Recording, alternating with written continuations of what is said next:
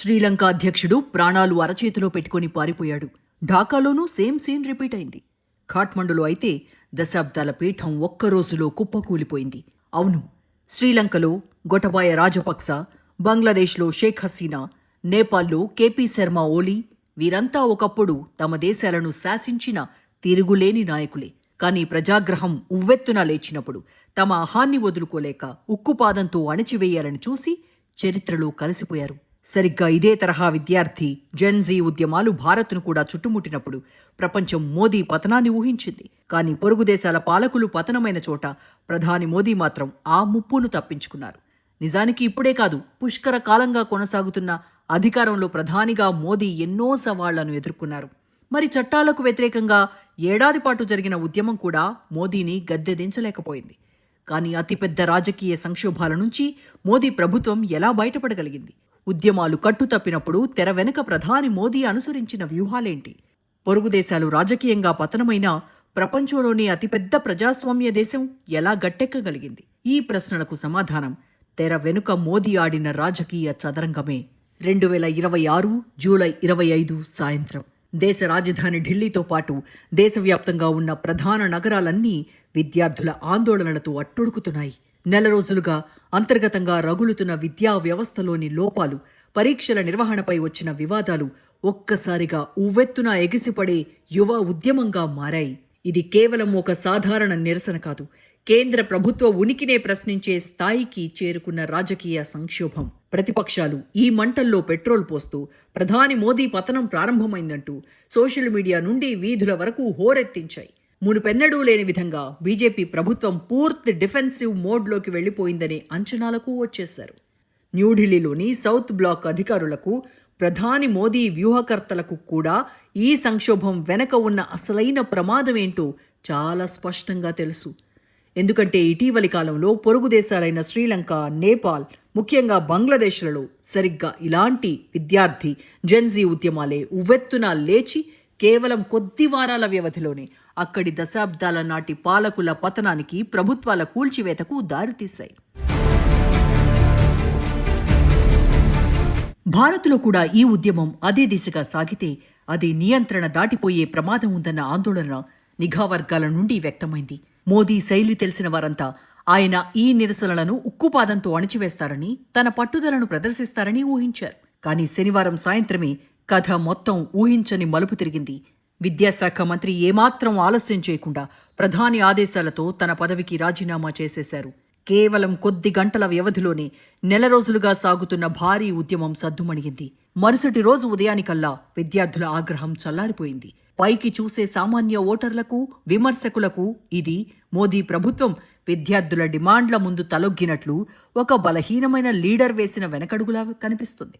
కానీ రాజకీయాలను లోతుగా విశ్లేషించే వారికి మాత్రం ఇందులో మోదీ మార్క్, అసలైన స్ట్రాటజీ స్పష్టంగా కనిపిస్తుంది. ఎందుకంటే ఇది ఓటమి కాదు, మోదీ తన సుదీర్ఘ రాజకీయ ప్రస్థానంలో ఆడటానికి ఎప్పుడూ సిద్ధంగా ఉండే ఒక పక్కా పొలిటికల్ గేమ్ ఆడారు. సోమవారం ఉదయానికల్లా మరో లీడర్తో చాలా సులభంగా భర్తీ చేయగల ఒక కేబినెట్ మంత్రిని త్యాగం చేసి తన స్థానాన్ని కదిలించగలిగే ఒక భారీ జెన్జీ ఉద్యమానికి మోదీ అక్కడికక్కడే చెక్ పెట్టేశారు. చదరంగంలో ఏ పావును ఎప్పుడు వదులుకోవాలో, ఏ పావు త్యాగానికి అర్హమైనది అనే స్పష్టమైన అవగాహన ఉన్న ఆటగాడి వ్యూహం ఇది. పొరుగు దేశాల పాలకుల్లా అహంకారంతో ఉద్యమాలను నిర్లక్ష్యం చేయకుండా సమయానికి తగ్గట్టుగా ఒక చిన్న పావును వదిలి తన కింగ్డమ్ను భద్రం చేసుకున్నారు. దీన్నే అంటారు he wins big by losing small అని. అంటే చిన్న చిన్న త్యాగాలు చేస్తూ అంతిమంగా పెద్ద విజయాన్ని తన వైపే ఉంచుకోవడం. తన సొంత లీడర్షిప్, తన ప్రధాన ఎజెండా ఎప్పుడూ రిస్కులోకి వెళ్లకుండా చూసుకుంటూ అవతలి వైపు ముప్పును అత్యంత తక్కువ నష్టంతో నిర్వీర్యం చేయడం మోదీ స్టైల్. విమర్శకులు ఆయనను స్ట్రాంగ్ మ్యాన్ అని పిలిచిన మోదీ మాత్రం అవసరమైనప్పుడు ఒక స్ప్రింగ్లా వంగి ఆ ఒత్తిడి తొలగిపోగానే మళ్లీ తన అసలైన రూపాన్ని సంతరించుకుంటారు. ఈ వ్యూహాత్మక వెనకడుగు అనేది మోదీకి ఈ రోజు కొత్తగా అలవడింది కాదు. 10 ఏళ్ల సుదీర్ఘ పాలనను నిశితంగా గమనిస్తే ప్రతి సంక్షోభంలోనూ ఇదే ప్యాటర్న్ కనిపిస్తుంది. 2021లో కేంద్ర ప్రభుత్వం ప్రతిష్టాత్మకంగా తీసుకొచ్చిన వ్యవసాయ చట్టాలకు వ్యతిరేకంగా రైతులు దాదాపు ఏడాదికి పైగా ఢిల్లీ సరిహద్దులను ముట్టడించారు. అది మోదీ ప్రభుత్వ ప్రతిష్టకు, ఆయన అజేయ ఇమేజ్కు అంతర్జాతీయంగా ఒక పెద్ద సవాలుగా మారింది. ప్రభుత్వం ఎట్టి పరిస్థితుల్లోనూ చట్టాలను వెనక్కి తీసుకోదని అందరూ భావించారు. కానీ ఒక పవిత్రమైన సిక్కు పండుగ రోజున ప్రధాని హఠాత్తుగా టీవీలో ప్రత్యక్షమై ఆ చట్టాలను రద్దు చేస్తున్నట్లు ప్రకటించారు. రైతు చట్టాలను రద్దు చేయడాన్ని విమర్శకులు మోదీ అహంకారానికి తగిలిన పెద్ద దెబ్బగా, ఒక నియంతృత్వ వైఖరికి లభించిన పరాజయంగా అభివర్ణించారు. కానీ రాజకీయంగా చూస్తే ఆ తర్వాత కొద్ది నెలల్లోనే జరిగిన ఉత్తరప్రదేశ్, పంజాబ్ ఎన్నికల్లో తన ప్రధాన గ్రామీణ ఓటు బ్యాంకును కాపాడుకునే వ్యూహం అని అర్థమైంది. చట్టాలు రద్దయిన వ్యవసాయ సంస్కరణల అంతిమ లక్ష్యం మాత్రం వెనక్కిపోలేదు. అది కేవలం తాత్కాలికంగా నిశ్శబ్దంగా మారింది. ఇక 2024 సార్వత్రిక ఎన్నికల ఫలితాలు రాగానే దేశవ్యాప్తంగా ఒక కొత్త రాజకీయ సమీకరణ మొదలైంది. 10 ఏళ్ల పాటు పూర్తి మెజారిటీతో ఒంటరిగా పాలించిన బీజేపీ మునుపెన్నడూ లేని విధంగా 240 సీట్ల వద్ద ఆగిపోయి సొంత మెజారిటీని కోల్పోయింది. కూటమి భాగస్వాములపై ఆధారపడాల్సిన పరిస్థితి వచ్చింది. గతంలో వాజ్పేయి హయాంలో జరిగినట్లుగా లేదా యూపీఏ కాలంలో జరిగినట్లుగా కూటమి నేతల ఒత్తిళ్లతో మోదీ ప్రభుత్వం ఎప్పుడైనా పడిపోతుంది అనే విశ్లేషణలు వెల్లువెత్తాయి. కూటమిలో కింగ్ మేకర్లుగా మారిన చంద్రబాబు నాయుడు, నితీష్ కుమార్ వంటి ప్రాంతీయ నేతల డిమాండ్లను హ్యాండిల్ చేయడం మోదీ లాంటి అథారిటేరియన్ లీడర్కు సాధ్యం కాదన్నారు. కానీ మోదీ ఏమాత్రం పట్టుదలకు పోలేదు. ఫలితాలు వచ్చిన 48 గంటల్లోనే కూటమి నేతలందరినీ ఢిల్లీకి పిలిపించి ఎన్డీఏ పార్లమెంటరీ పార్టీ నేతగా ఏకగ్రీవంగా ఎన్నుకునేలా తీర్మానం చేయించుకున్నారు. తన అహాన్ని పక్కన పెట్టి ప్రాంతీయ నేతలకు తగిన ప్రాధాన్యత ఇస్తున్నట్లు సంకేతాలిచ్చారు. మిత్రపక్షాలు అడిగిన కీలక పదవులను, నిధులను చాలా సున్నితంగా అంగీకరించారు. వారికి కేబినెట్ సీట్లతో పాటు సైలెంట్ వీటో పవర్లను కూడా ఇచ్చారు. కానీ ప్రధాని పదవిని, కీలకమైన హోం, రక్షణ, విదేశాంగ, ఆర్థిక శాఖలను మాత్రం తన వద్దే భద్రంగా ఉంచుకున్నారు. మిత్రపక్షాలకు కావలసినవి ఇచ్చి తన పగ్గాలను కాపాడుకున్నారు. పద్ధతి మార్చుకున్నారు, కానీ లక్ష్యాన్ని వదులుకోలేదు. లీడర్షిప్ అంటే ఇదే. చాలామంది మోదీని కేవలం కఠినమైన జాతీయవాద రాజకీయాలు, దూకుడుతో కూడిన ప్రసంగాల కోణంలోనే చూస్తారు. కానీ ఆయన విజయాల వెనుక నిశ్శబ్దంగా పనిచేసే కొన్ని ప్రత్యేక బలాలున్నాయి. అపారమైన ఓర్పు, కూటములను సమర్థవంతంగా నడిపే నేర్పు, మెసేజ్ కంట్రోల్పై పూర్తి నియంత్రణ, అన్నింటికంటే ముఖ్యంగా సరైన సమయం కోసం వేచి చూసే టైమింగ్ సెన్స్. ఇవే మోదీ బలాలు. 2014లో అధికారంలోకి వచ్చినప్పటి నుండి మోదీ అనుసరించిన కమ్యూనికేషన్ స్ట్రాటజీని పరిశీలిస్తే ఆశ్చర్యం వేస్తుంది. మోదీ సాంప్రదాయ పత్రికా సమావేశాలకు పూర్తిగా దూరంగా ఉన్నారు. బదులుగా సోషల్ మీడియాను, నేరుగా ప్రజలతో మాట్లాడే మన్ కీ బాత్ కార్యక్రమాన్ని ఎంచుకున్నారు. ఎలైట్ మీడియా ఫిల్టర్లు లేకుండా నేరుగా ఓటర్లతో కనెక్ట్ అవ్వడమే దీని వెనక ఉన్న అస్సలు ప్లాన్. ఈ వ్యూహం ద్వారా ఆయన తనను తాను ఒక దూరంగా ఉండే పాలకుడిగా కాకుండా దేశ ప్రజల కోసం రాత్రింబగళ్లు కష్టపడే ఒక ప్రధాన సేవకుగా ప్రొజెక్ట్ చేసుకున్నారు. ఈ ఇమేజ్ బిల్డింగ్ వెనుక మహాత్మాగాంధీ సేవా నిరతిని ప్రతిబింబించేలా ఒక బలమైన సాంస్కృతిక ముద్ర వేశారు. ఇది సాధారణ ఓటర్లలో మోదీపై ఒక తిరుగులేని నమ్మకాన్ని సృష్టించింది. ఇక ఇదే రకమైన ప్రెజెంటేషన్ అంతర్జాతీయ వేదికలపై కూడా కనిపిస్తుంది. 2023లో భారత్ నిర్వహించిన ప్రతిష్టాత్మక G20 సదస్సుని ఒక సాధారణ దౌత్య కార్యక్రమంలా కాకుండా దేశవ్యాప్తంగా ఒక ఉత్సవంలా మార్చేశారు. భారత్ను ప్రపంచ వేదికపై గ్లోబల్ సౌత్ అంటే అభివృద్ధి చెందుతున్న దేశాలకు బలమైన లీడర్గా నిలబెట్టారు. ఆఫ్రికన్ యూనియన్కు G20 కూటమిలో శాశ్వత సభ్యత్వం ఇప్పించడం, అభివృద్ధి చెందుతున్న దేశాలకు స్కాలర్షిప్స్, సైన్స్ ఇనిషియేటివ్లు ప్రకటించడం ద్వారా అంతర్జాతీయంగా ఇండియా ఇమేజ్ను నెక్స్ట్ లెవెల్కి తీసుకువెళ్లారు. అయితే ఇదంతా కేవలం విదేశీ విధానం కోసమే చేసింది కాదు. దీని వెనుక ఒక దీర్ఘకాలిక రాజకీయ వ్యూహం కూడా ఉంది. భవిష్యత్తులో దేశీయంగా ఎలాంటి హంగ్ పార్లమెంట్ ఏర్పడినా లేదా ఎన్నికల్లో గట్టి పోటీ ఎదురైనా అంతర్జాతీయంగా సంపాదించిన ఈ విశ్వగురు ఇమేజ్ తనను కాపాడుతుందని మోదీకి చాలా బాగా తెలుసు. ప్రపంచవ్యాప్తంగా దేశ ప్రతిష్ట పెరిగిందనే భావన ఓటర్లలో ఒక బలమైన సెంటిమెంట్గా మారుతుందనే పొలిటికల్ గ్రౌండ్ వర్క్ ఇది. రాజకీయాల్లో ఇటువంటి వ్యూహాత్మక మార్పులను చూసి చాలామంది దీనిని సూత్రాలు లేని రాజకీయం అని విమర్శిస్తుంటారు. కానీ రాజనీతి శాస్త్రంలో ఇది కొత్తేమీ కాదు. 500 ఏళ్ల క్రితమే ఇటాలియన్ తత్వవేత్త నికోలో మ్యాకియవెల్లీ రాసిన ది ప్రిన్స్లో ఒక పాలకుడికి ఉండాల్సిన అతిపెద్ద లక్షణం స్థిరత్వం కాదు, మారుతున్న కాలానికి అనుగుణంగా మారే గుణం అని స్పష్టంగా చెప్పారు. మ్యాకియవెల్లీ సిద్ధాంతం ప్రకారం ఒక పాలకుడికి 2 విషయాలు అత్యంత ముఖ్యం. 1 అధికారాన్ని నిలబెట్టుకోవడం, 2 ఆ అధికారంతో అనుకున్న పనులు సాధించటం. ఈ రెండింటి కోసం పరిస్థితులను బట్టి తన ప్రవర్తనను పూర్తిగా మార్చుకోగలిగే నాయకుడే ఎక్కువ కాలం మనుగడ సాగిస్తాడు.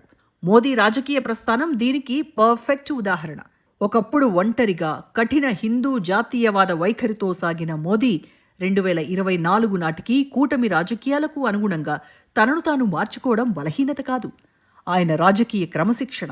ఒక లీడర్ తన గత నిర్ణయాలకే బందీ అయిపోతే మారుతున్న రాజకీయాల్లో అతడు త్వరగా పడిపోతాడు. కానీ మోదీ లాంటి లీడర్ పద్ధతిపై పట్టుదలకు పోకుండా లక్ష్యంపై మాత్రమే దృష్టి పెడతాడు. అందుకే మోదీని ఓడించడం శత్రువులకి అంత సులువు కావడం లేదనేవారు ఉన్నారు. అయితే ఈ సుదీర్ఘ అధికార ప్రస్థానంలో మోదీ ప్రభుత్వంపై అంతర్జాతీయంగా తీవ్రమైన విమర్శలు కూడా వస్తూనే ఉన్నాయి. గడిచిన దశాబ్ద కాలంలో ఇండియాలో పౌర హక్కులు, పత్రికా స్వేచ్ఛ వేగంగా క్షీణించాయని అంతర్జాతీయ థింక్ ట్యాంక్ సంస్థలు ఆందోళన వ్యక్తం చేస్తున్నాయి. స్వతంత్ర పత్రికలపై ఒత్తిళ్లు పెరిగాయనేది వారి ప్రధాన ఆరోపణ. అమెరికాకు చెందిన ఫ్రీడమ్ హౌస్ సంస్థ భారత ఫ్రీడమ్ స్కోర్ తగ్గించగా, స్వీడన్కు చెందిన ప్రముఖ వీడెమ్ ఇన్స్టిట్యూట్ భారత్ను ఏకంగా ఎలక్టోరల్ ఆటోక్రసీ అంటే ఎన్నికల ద్వారా నడిచే నియంతృత్వం అని పేర్కొంది. ఇవి కేవలం రాజకీయ ఆరోపణలు కావు, ప్రపంచవ్యాప్తంగా ప్రజాస్వామ్య సూచీలను కొలిచే సంస్థలు ఇచ్చిన నివేదికలు. కానీ భారత్ ఈ విమర్శల్ని ఏమాత్రం పట్టించుకోలేదు. విదేశాంగ మంత్రి జయశంకర్ అంతర్జాతీయ వేదికలపై ఈ రేటింగ్స్ను తోసిపుచ్చారు. ప్రపంచానికి సెల్ఫ్ అపాయింటెడ్ ఆర్బిటర్స్ అంటే స్వయం ప్రకటిత న్యాయమూర్తులుగా మారిన కొన్ని సంస్థల ఆమోదం మాకు అవసరం లేదని తేల్చి చెప్పారు.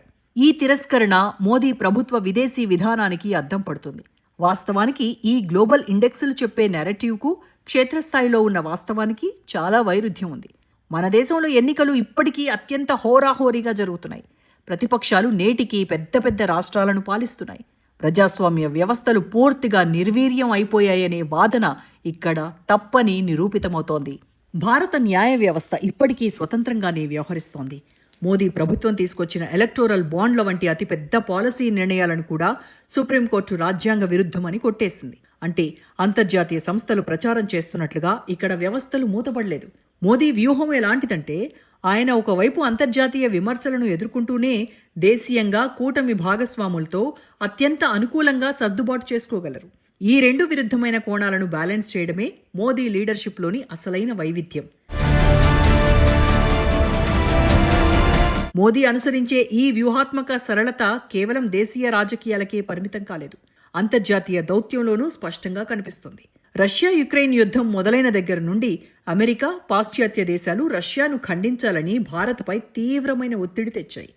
కానీ మోదీ ప్రభుత్వం అందుకు నిరాకరించింది. రష్యాతో ఉన్న దశాబ్దాల బంధాన్ని వదులుకోలేదు. అదే సమయంలో మోదీ స్వయంగా యుక్రెయిన్ రాజధానిని సందర్శించి ప్రపంచానికి ఒక స్పష్టమైన సంకేతాన్ని ఇచ్చారు. ఇది భారత వ్యూహాత్మక స్వయం ప్రతిపత్తికి నిదర్శనం. రష్యాతో స్నేహబంధాన్ని తెంచుకోకుండానే వాషింగ్టన్తో సమానమైన సంబంధాలను కొనసాగించడం ఒక కత్తి మీద సాము లాంటిది. ఒకే పద్ధతికి కట్టుబడి ఉండకుండా దేశ ప్రయోజనాలే పరమావధిగా అంతర్జాతీయ వ్యూహాలను మార్చుకోవడం ఆధునిక మల్టీపోలార్ వరల్డ్లో ఇండియాకు పెద్ద ప్లస్ పాయింట్ అయింది. ఇలా అంతర్జాతీయంగా సంపాదించిన ప్రతిష్టను మోదీ చాలా తెలివిగా దేశీయ రాజకీయ ప్రయోజనాల కోసం వాడుకున్నారు. G20 సదస్సు ద్వారా దేశంలోని ప్రతి పౌరుడిలోనూ భారత్ ప్రపంచాన్ని నడిపిస్తోంది అనే భావనను బలంగా నాటగలిగారు. ఇది ఎన్నికల సమయంలో ప్రతిపక్షాల విమర్శలను తిప్పికొట్టడానికి పెద్ద ఆయుధంగా మారింది. ఫలితంగా 2024 ఎన్నికల్లో సీటు తగ్గినా మోదీ ఇమేజ్కు పెద్దగా నష్టం జరగలేదు. మారుతున్న ప్రపంచ రాజకీయాల్లో దేశాన్ని నడిపించగల ఏకైక సమర్థుడు మోదీ మాత్రమేననే నమ్మకాన్ని ఓటర్లలో నిలబెట్టడంలో ఈ గ్లోబల్ లీడర్షిప్ వ్యూహం విజయవంతమైంది. మొత్తంగా మోదీని కేవలం హిందూత్వ కార్డు ద్వారా గెలిచే నాయకుడిగానో లేదా అనుకూలమైన ఓటర్లు ఉన్న లీడర్గానో చూస్తే ఆయన సుదీర్ఘ రాజకీయాల వెనుక ఉన్న అసలు సీక్రెట్ మిస్ అయినట్లే. విమర్శకులు ఆయన ఎప్పుడు విరిగిపోతారా అని చూస్తున్నారు. అభిమానులు మోదీ ఎప్పుడూ తిరుగులేని విజయం సాధించాలని ఆశిస్తున్నారు. కానీ వారిద్దరూ ఒకే ఒక విషయాన్ని గమనించడం లేదు. He was never trying to stand still in the first place. ఆయన ఎప్పుడూ ఒకే చోట స్థిరంగా నిలబడాలని అనుకోలేదు. పరిస్థితులకు అనుగుణంగా వంగుతూ ముప్పులను దాటుకుంటూ ముందుకెళ్లడమే మోదీ నైజం. ఒత్తిడిని ఎలా తట్టుకోవాలో తెలిసి అవసరమైనప్పుడు చిన్న పావులను త్యాగం చేస్తూ అంతిమంగా తన పట్టును కోల్పోని లీడర్ నరేంద్ర మోదీ.